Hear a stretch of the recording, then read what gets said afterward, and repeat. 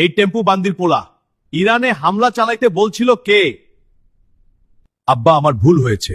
ইরানে হামলা করে। হ্যাঁ মিস প্রেসিডেন্ট, আমরা এখনই ব্যবস্থা নিচ্ছি। তোর হোয়াইট হাউস ক্ষেপণাস্ত্র দিয়ে উড়িয়ে দিব। পারলে ঠেকিয়ে দেখা বান্দির পোলা। তোমার জন্য আজ আমি বিপদে পড়েছি। বাঁচতে চাইলে তাড়াতাড়ি পালাও। এখনই যাও, সময় নেই।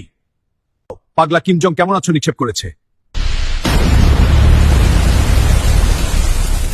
এই দোস্ত, ইরান তো তোমার বন্ধু। তুমি একটু তাদের বোঝাও যেন আমাদের সাথে কথা বলে যুদ্ধটা বন্ধ করে দেয়। আমি এটা পারবো না।